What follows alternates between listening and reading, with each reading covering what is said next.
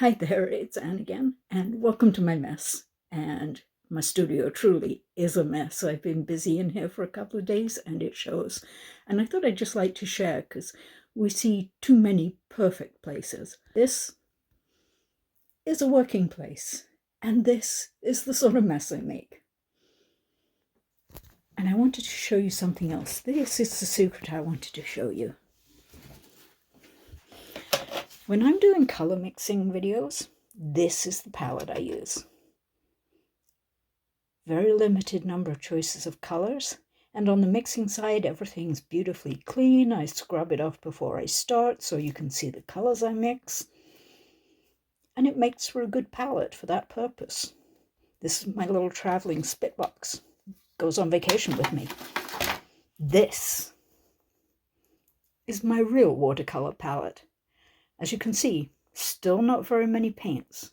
I choose to use only a limited number of colors. But this mess is where I do my mixing. Never clean it.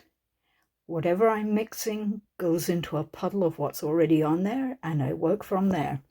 You can see down here we've got greens. Over here we've got my blues. Maybe a hint of something yellowy there. Over here is my sort of skin tone, and here is the violet that gets mixed in to make shadows in skin. On this side I've got a bunch of darks, some reds with some browns and reds through the shades. And all I have to do at any given time is start with one from here and start mixing in the mess that I've got, and I can get to the color that I want. So that's my dirty little secret. I am a very messy artist.